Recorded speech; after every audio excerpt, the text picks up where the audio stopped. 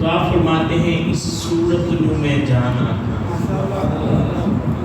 اس صورت نو میں جان آکھاں، جانا کہ جانے جہان آکھاں، سچ آکھاں تے رب دی میں شان آکھاں، جس شان تو شاناں سب بنیاں، کتھے مہر علی کتھے تیری سلام، گستاخ اکھیاں کتھے جا لڑیاں۔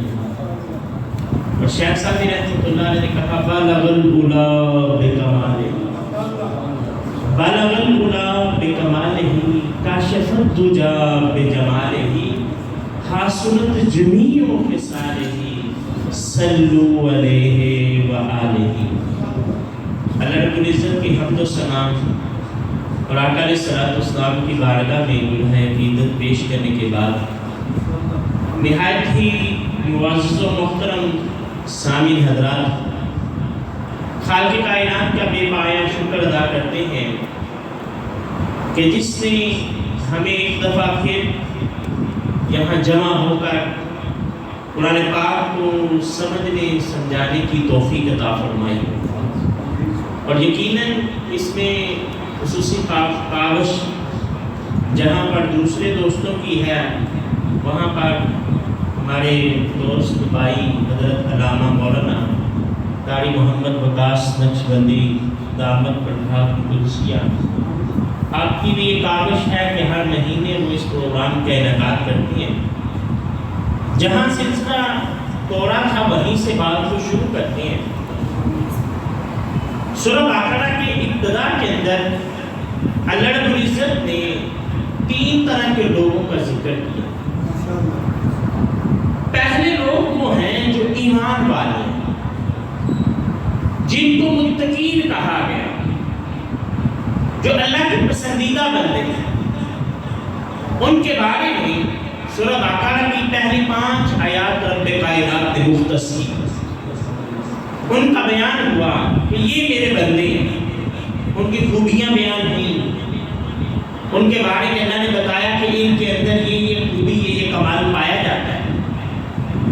اس کے بعد جس موضوع پر آج گفتگو ہوگی وہ اگلی 2 آیات ہیں۔ یہ 2 آیات ہیں کہ جن کے اندر کافروں کا تذکرہ ہوا۔ پہلے وہ لوگ جو ایمان والے ہیں، پہلی 5 آیات کے اندر ان کا تذکرہ ہوا۔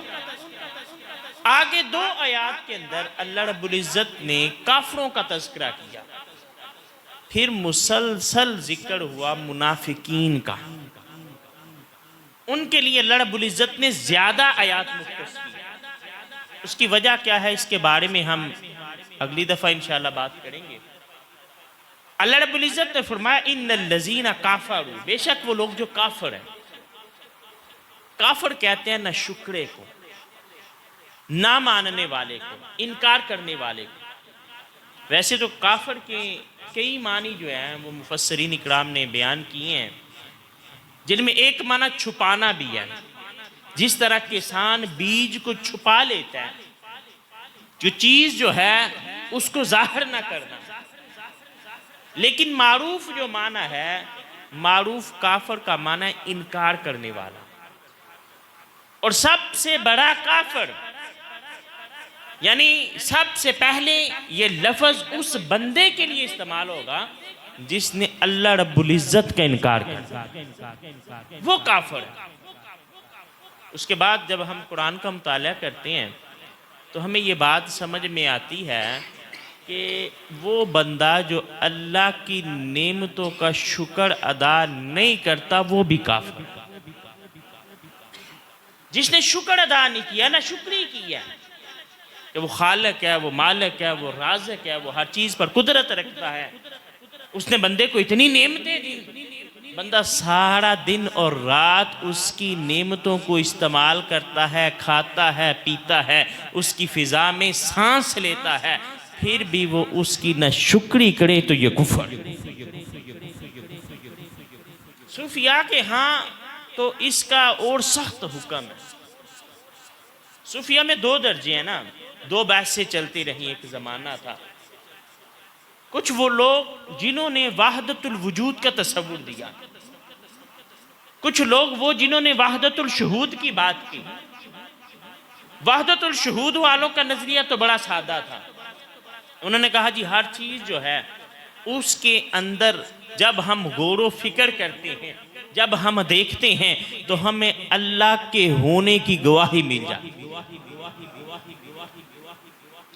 آپ دیکھیں نا، بکری ہے وہ بھی گھاس کھاتی ہے، ہرن ہے وہ بھی گھاس کھاتی ہے، لیکن ان دونوں کی تاثیر مختلف ہے. بکری گھاس کھاتی ہے تو دودھ دیتی ہے، ہرن گھاس کھاتی ہے اس سے کستوری بنتی ہے. اللہ تعالیٰ کا قدرت ہے نا، اللہ تعالیٰ کے نظام ہے. جب بندہ غور کرتا ہے، اللہ رب العزت نے قرآن کے اندر انسان کو مختلف چیزوں کے اندر غور کرنے کی دعوت دی. کبھی اس کائنات کے اندر غور کرنے کی دعوت دی، کبھی اللہ نے انسان کو جو پودوں کا لائف سائیکل ہے اس میں غور کرنے کی دعوت دی، اور کبھی تو اللہ رب العزت نے خود انسان کو اپنی ذات میں غور کرنے کی دعوت دی. جب انسان ان چیزوں میں غور کرتا ہے تو اسے اللہ کے ہونے کی گواہی ملتی ہے. یہ وحدت الشہود ہے. لیکن وحدت الوجود والے جو ہیں وہ اللہ کے غیر کو دیکھنا بھی کفر سمجھتے ہیں. ان کے نزدیک کوئی چیز وجود نہیں رکھتی، وجود ایک ہی ہے جو واجب الوجود ہے، اور وہ اللہ کی ذات ہے. آپ نے جملہ سنا ہوگا کہ جو دم غافل سو دم کافر، کہ ایک لمحہ بھی اگر غفلت میں گزر گیا، ایک لمحہ بھی اگر اللہ رب العزت کی ذات سے توجہ ہٹ گئی تو وہ لمحہ بھی بندے نے حالت کفر کے اندر گزرا. یہ معنی ہے کفر کا جب بندہ اللہ رب العزت کی نعمتوں کو فراموش کر دے. لیکن یہاں جو مراد ہے اس سے مطلقاً وہ کافر ہیں کہ جن کے بارے میں سارے لوگوں کا نظریہ کہ یہ کافر ہیں. وہ لوگ جنہوں نے اللہ کی ذات کا انکار کیا، وہ لوگ جنہوں نے نبی علیہ السلام کی رسالت کا انکار کیا، وہ لوگ جنہوں نے فرشتوں کو نہیں مانا. اگر ان چیزوں کو مانا بھی تو اس انداز میں نہیں مانا جس انداز میں اللہ چاہتا ہے کہ ان کو مانا. ان الذین کافروا، بے شک وہ لوگ جو کافر ہیں، سواء برابر ہے، علیہم ان کے لیے، انذرتہم آپ انہیں ڈرائیں، ام لم تنذرہم یا نہ ڈرائیں، لا یؤمنون وہ ایمان نہیں لائیں. اس آیت مقدسہ پر علماء کرام نے، جو علماء مفسرین ہیں، انہوں نے کئی اعتبار سے بحث. پہلی بحث اس میں یہ آتی ہے کہ کریم آقا علیہ السلام کا منصب یہ ہے کہ آپ لوگوں کو اللہ کے دین کی طرف بلائیں.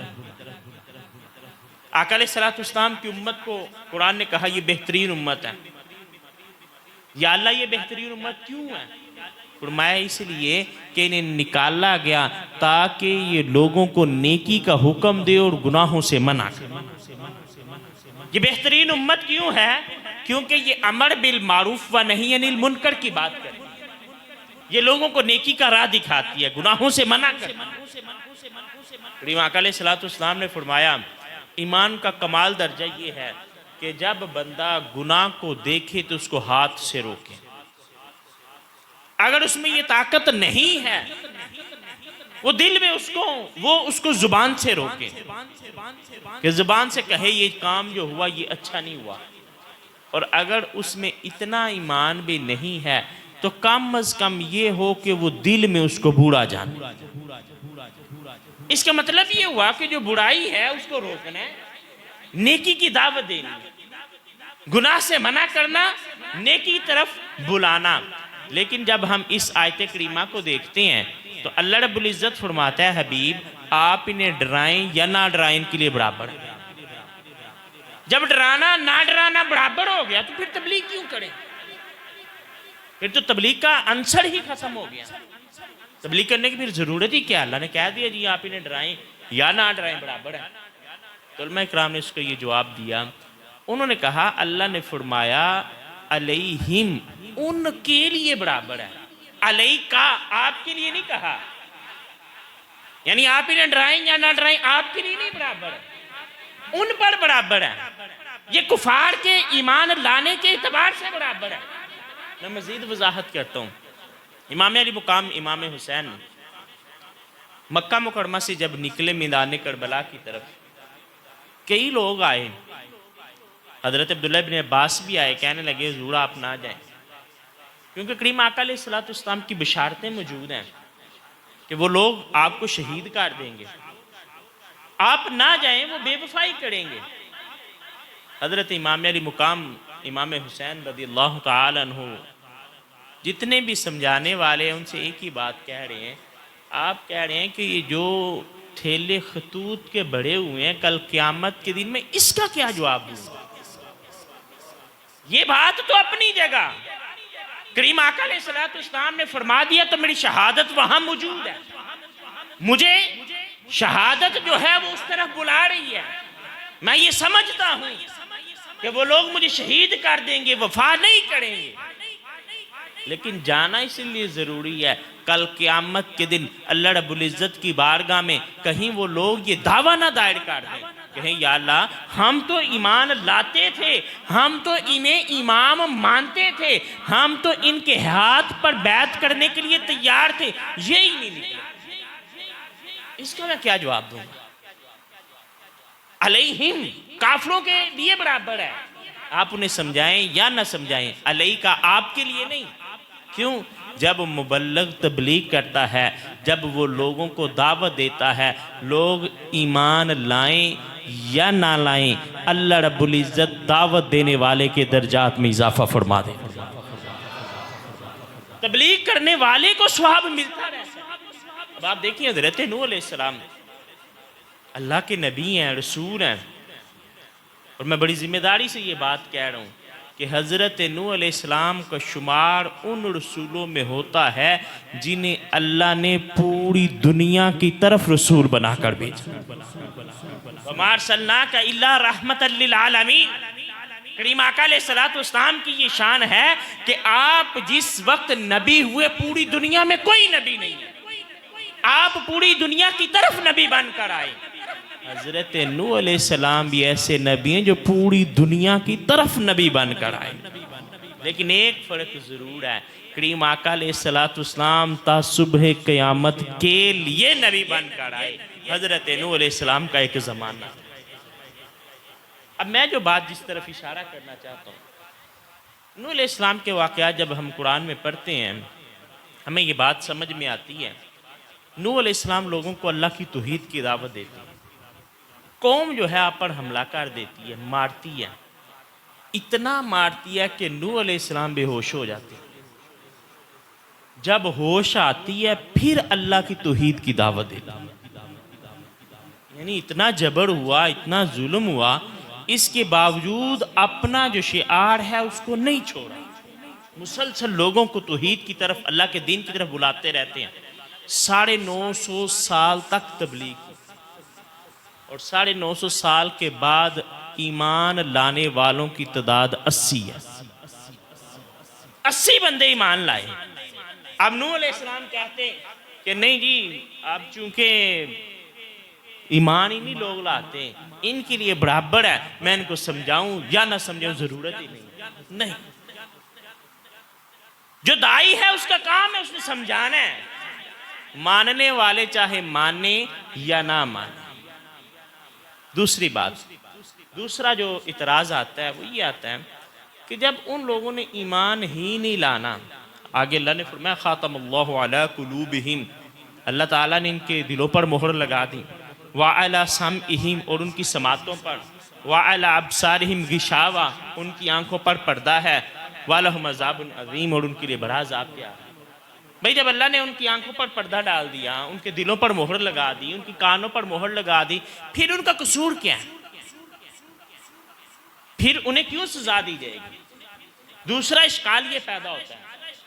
تو اس کے حوالے سے علماء کرام نے فرمایا کہ یہ آیت مطلق نہیں ہے، یہ آیت ہر کافر کے لیے نہیں ہے.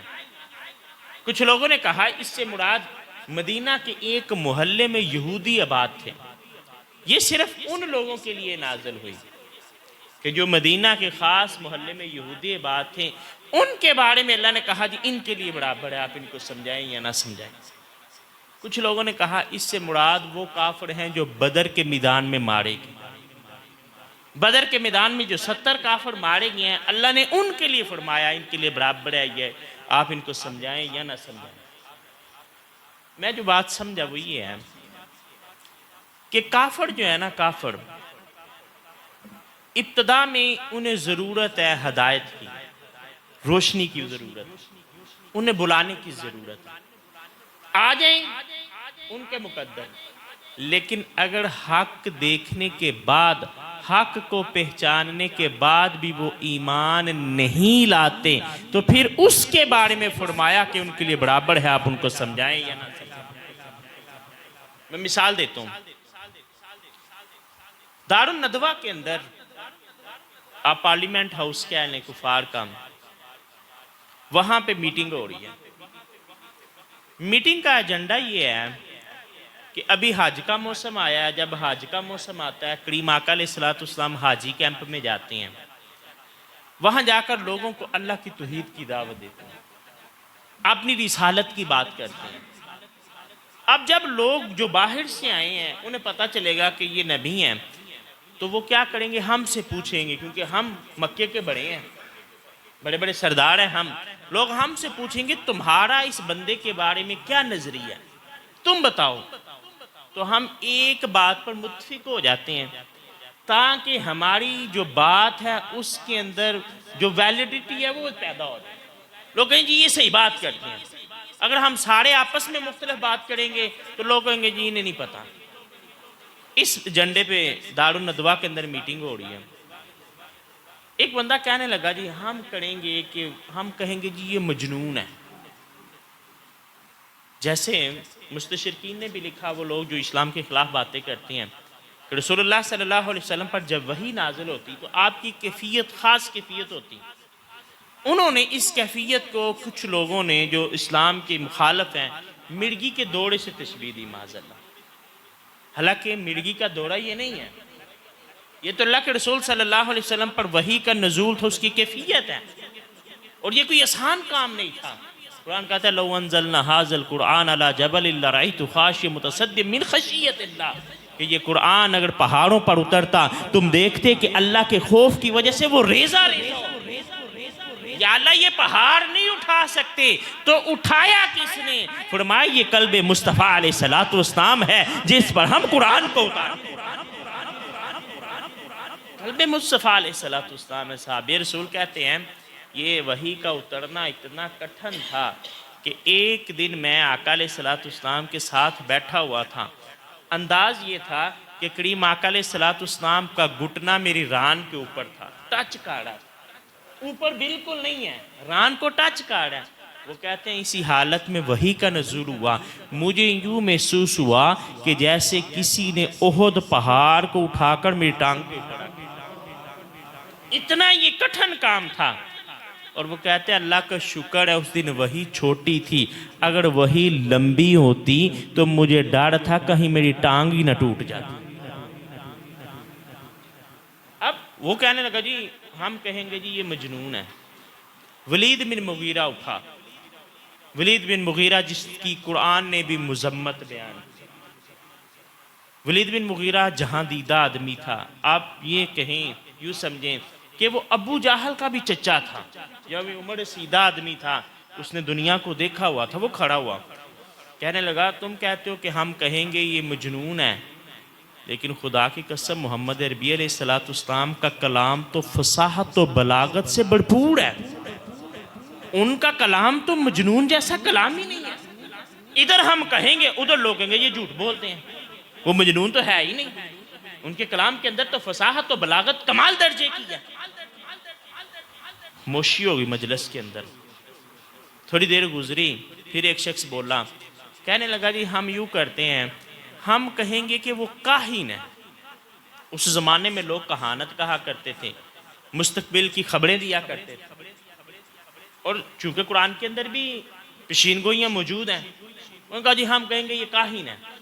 پھر ولید بن مغیرہ کھڑا ہوا، کہنے لگا دیکھو بات یہ ہے جو کاہن ہوتا ہے نا اس کی بات کبھی سچی ہوتی ہے اور کبھی جھوٹی ہوتی ہے، خدا کی قسم محمد عربی علیہ السلام کی زبان سے تو ہم نے کبھی جھوٹ سنا ہی نہیں۔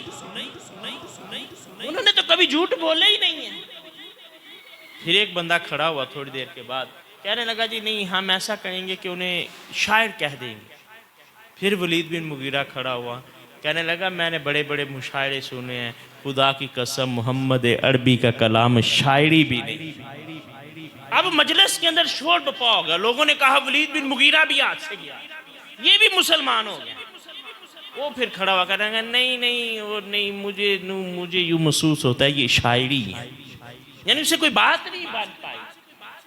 خود ان کے دل اس بات کی تصدیق کرنے کے لیے تیار نہیں ہیں کہ محمد عربی علیہ السلام جو بات کہتے ہیں وہ صحیح نہیں، وہ نہیں تصدیق کر رہے، وہ کہتے ہیں کہ نہیں سچے ہیں۔ آپ دیکھ لیں کہ وہ لوگ پراپیگنڈے بھی کرتے ہیں، خلاف بھی باتیں کرتے ہیں، طرح طرح کے ہیلے بھی کرتے ہیں، لیکن جب امانت رکھوانے کی باری آتی ہے، مکے کے اندر انہیں کوئی شخص نظر ہی نہیں آتا محمد عربی علیہ السلام کے پاس۔ اب ولید بن مغیرہ کیا ہے؟ انتہائی قریب ہوا ہے اسلام کے، سمجھ رہا ہے کہ یہ حق ہے، سمجھ رہا ہے کہ محمد عربی علیہ السلام حق ہے، لیکن یہ درمیان میں سرداری آ رہی ہے، درمیان میں جو دنیا داری آ رہی ہے، اس نے کہا نہیں نہیں ایسا نہیں۔ اچھا، سب سے بڑا دشمن لوگوں کی زبان پر ہے اسلام کا کہ وہ ابو جہل ہے۔ ابو جہل جو ہے اس کی زندگی میں بھی کئی واقعات ایسے ملے۔ اللہ کے رسول صلی اللہ علیہ وآلہ وسلم نے جو دعا مانگی ہے وہ ابو جہل کے حق میں قبول کیوں نہیں ہوئی؟ کریم آقا علیہ السلام نے تو ہاتھ اٹھائے نا، کہا یا اللہ یا عمر بن حشام دے دے یا عمر بن خطاب دے دے۔ اللہ رب العزت نے وہ دعا حضرت عمر فاروق کے حق میں قبول کی، ابو جہل کے حق میں نہیں کی۔ وجہ کیا تھی؟ وجہ یہ تھی کہ ابو جہل حق کو دیکھ کر دیکھنے کے لیے تیار ہی نہیں، جبکہ حضرت عمر فاروق رضی اللہ تعالیٰ عنہ حق دیکھ کر قبول کرنے پہ آمادہ ہوتا۔ ایک یتیم بچہ ہے، اس کا مال جو ہے وہ ابو جہل کے پاس ہے، میراث کا، اس نے قبضہ کیا ہوا ہے، دیتا نہیں ہے، بچے کو ضرورت پڑ گئی، وہ مانگتا ہے، ابو جہل دیتا نہیں ہے۔ کسی کافر نے شرارت کی، اس نے کہا اگر تمہیں اپنا مال چاہیے نا تو تم رسول عربی علیہ السلام کی بارگاہ میں چلے جاؤ، ان سے کہو وہ تمہارا مال لے دیں۔ اب یہ بندہ شرارتی ہے جو مشورہ دے رہا ہے، مقصد یہ ہے کہ محمد عربی علیہ السلام وہاں جائیں گے، ابو جہل نے ان کے کہنے پہ مال دینا نہیں ہے، تماشا لگے گا، دیکھیں گے، طرح طرح کی باتیں ہوں گی۔ لیکن اسے کیا خبر تھی کہ جس بارگاہ کی طرف بھیج رہا ہوں وہ وَمَا أَرْسَلْنَاكَ عَلَيْهِ وَمَا أَرْسَلْنَا إِلَّا رَحْمَةً لِلْعَالَمِينَ کی شان بھیجا کریم آقا علیہ السلام کے پاس۔ آقا علیہ السلام اسی وقت اٹھے ہیں، اس بچے کے ساتھ گئے ہیں، یہ نہیں کہا یہ بچہ ہے پتہ نہیں اس کی بات سچی ہوگی کہ نہیں ہوگی، ہے بھی یتیم، لیکن آقا علیہ السلام اس کے ساتھ چلے گئے ابو جہل کے دروازے پہ، سب سے بڑے دشمن کے دروازے پہ۔ آج ہم کہتے ہیں جی نہیں میں تمہارا کام کروا تو دیتا، لیکن جس بندے کی تم بات کرتے ہو نا اس کے ساتھ میری کوئی سوڑ نہیں ہے، وہ میرا دشمن ہے، وہ میری مخالفت کرتا ہے۔ یہاں محمد عربی علیہ السلام اس یتیم بچے کے حق کے لیے ابو جہل کے دروازے پر کھڑے ہیں، دروازہ دستک دی، باہر آیا، کہا اس بچے کا مال کیوں نہیں دیتے؟ کہ ابھی دیتا ہوں، اندر جا کے مال لا کے دے دیا۔ اب جس نے شرارت کی تھی پیچھے، وہ جمع ہو کے لوگ دیکھ رہے تھے، آئے، کہنے لگے ابو جہل یہ تم نے کیا کیا؟ ادھر تم مخالفت کرتے ہو، ادھر تم خود ہی مال دے رہے ہو، ان کے کہنے پہ دے رہے ہو۔ وہ کہنے لگا تمہیں نہیں پتا، جو میں دیکھ رہا تھا تم نہیں دیکھ رہے، میں دیکھ رہا تھا محمد عربی علیہ السلام کے دونوں طرف لوگ موجود ہیں جن کے ہاتھوں میں ہتھیار تھے، اگر میں انکار کرتا تو میرا سر اڑا دیتا۔ وہ غیر مری چیزیں ابو جہل دیکھ رہا تھا۔ ایک اور مثال دیتے ہیں، وہاں ابو جہل نے دعویٰ کیا، انہوں نے کہا اگر اب میں نے محمد عربی علیہ السلام کو کعبۃ اللہ میں نماز پڑھتے دیکھا نا تو معاذ اللہ میں ان کا سر کچل دوں گا۔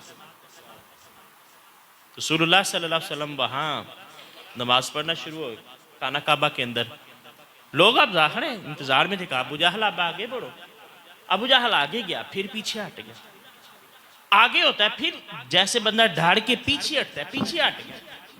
لوگوں نے کہا ابو جہل اب آگے جاتے کیوں نہیں؟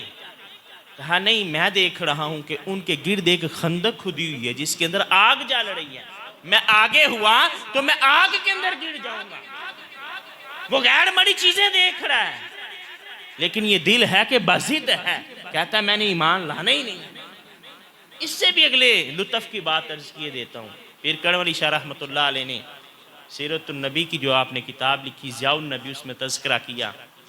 آپ نے کہا ایک رات کریم آقا علیہ السلام بیت اللہ میں بیٹھے قرآن کی تلاوت کر، اور ابو جہل کعبہ کے ساتھ چھپ کر بیٹھا آقا علیہ السلام کی زبان سے قرآن کی تلاوت سن رہا. ساری رات سنتا رہا. جب صبح طلوع ہونے لگی نا، تہجد کا وقت ہو گیا، اٹھا گھر کو جانے لگا. راستے میں ایک اور سردار مل گیا، تعارف ہوا بھئی کدھر سے آ رہے ہو؟ اس نے ابو جہل سے پوچھا تم کدھر سے آ رہے ہو؟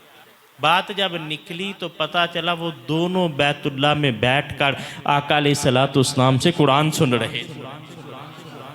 اب ایک دوسرے کو لان تان کرنے لگے، کہنے لگے خبردار آج کے بعد ہم نے یہ حرکت نہیں کرنی. اگر ہم جیسے بڑے لوگ آقا علیہ السلام کی زبان سے قرآن سنیں گے تو چھوٹے لوگ تو خود بخود مسلمان ہو جائیں گے. دونوں ایک دوسرے سے وعدہ کر کے جاتے ہیں نہیں آج کے بعد نہیں آئیں گے. لیکن اگلی رات جب ہوتی ہے، کریم آقا علیہ السلام بیت اللہ میں بیٹھ کر قرآن کی تلاوت کرتے ہیں، وہ دونوں کھچے چلے آتے ہیں، آ کر ساری رات کریم آقا علیہ السلام کی زبان سے قرآن سے. لیکن مسلمان نہیں ہوئے. کیوں؟ یہ وہ لوگ تھے جنہوں نے حق کو دیکھ لیا تھا، جنہوں نے حق کو پہچان لیا تھا، اس کے بعد منکر ہو گئے. جب اس درجے پر پہنچے تب اللہ نے کہا خاتم اللہ علی قلوبہم، ہم نے ان کے دلوں پر مہر لگا. ایک اور مثال دیتا ہوں، بات کو ختم کرتے ہیں. کریم آقا علیہ السلام نے فرمایا، حضرت ابو ہریرہ رضی اللہ تعالیٰ عنہ راوی ہیں، آپ کہتے ہیں کہ آقا علیہ السلام نے کہا جب بندہ گناہ کرتا ہے نا کوئی گناہ، اللہ تعالیٰ اس کے دل پر ایک سیاہ دبا لگا دیتا ہے، نقطہ لگا دیتا ہے. اگر تو وہ توبہ کر لے، نیکی کرے، اللہ اس سیاہی کو مٹا دیتا ہے. لیکن اگر وہ توبہ نہیں کرتا، ایک گناہ کے بعد دوسرا گناہ کرتا ہے، وہ ایک نقطے کے بعد دوسرا نقطہ لگتا ہے، پھر گناہ کرتا ہے، تیسرا نقطہ لگتا ہے، پھر چوتھا نقطہ لگتا ہے، وہ گناہ کرتا رہتا ہے اس یہاں تک کہ اس کا پورا دل جو ہے وہ سیاہ ہو جاتا ہے. پورا دل سیاہ ہو جاتا ہے. اور پورا دل سیاہ ہونا اس طرح ہے جیسے ہم بازار سے کوئی سیل بند چیز نہیں لے کے آتے. انہوں نے کہا یہ سیل بند ہے، ہوا اس کے اندر نہیں جا سکتی، اندر کا والی جو ہم نے کیمیکل بڑھا ہوا وہ باہر نہیں آ سکتا. جب وہ دل سیاہ ہو جاتا ہے تو وہ سیل بند ہو جاتا ہے، اندر کی گمراہی باہر نہیں نکلتی، باہر کی ہدایت اندر داخل نہیں ہوتی. یہ تو بات ہے عام مسلمان کی بھی جو گناہ کرتا ہے. جب کافر اپنے کفر پر بضد ہو جاتا ہے، جب کافر اپنے کفر پر اصرار کرتا ہے، پھر وہ اس درجے میں آ جاتا ہے خاتم اللہ علی قلوبہم وعلی سمعہم وعلی ابصارہم غشاوہ. پھر وہ ہدایت کو قبول ہی نہیں کرتا. پھر اس کے سامنے حق تو ہوتا ہے لیکن اس کو قبول کرنے کے لیے وہ تیار نہیں ہوتا. اور یہ اسلام نے تھوڑا مختلف نظریہ بیان کیا. اسلام نے زندگی اور موت کا تصور بھی الگ دیا. اسلام کے نزدیک زندہ وہ ہیں جو ہدایت کو پہچان لیتی ہیں، اور جو ہدایت کو پہچان کر مر جاتے ہیں اسلام ان کو بھی زندہ ہی. اگر جو اللہ کی راہ میں مارے گے نا، مردہ نہ کہو یہ تو زندہ ہیں. اور جو دنیا کے اندر چلتے پھرتے ہیں، اللہ نے ان کے بارے میں کہا یہ جو دنیا کے اندر اندھے ہیں کل قیامت کے دن بھی اللہ ان کو اندھے ہی اٹھائے. مفسرین اکرام نے کہا اس سے مراد وہ نہیں جسے آنکھوں سے نظر نہیں آتا، اس سے مراد وہ ہے جو ہدایت کو نہیں پہچانتے. جنہوں نے آج ہدایت کو نہیں پہچانا کل اللہ کے دیدار سے بھی محروم رہے. اللہ رب العزت سمجھنے کی توفیق عطا فرمائے. وما علینا الا البلاغ المبین.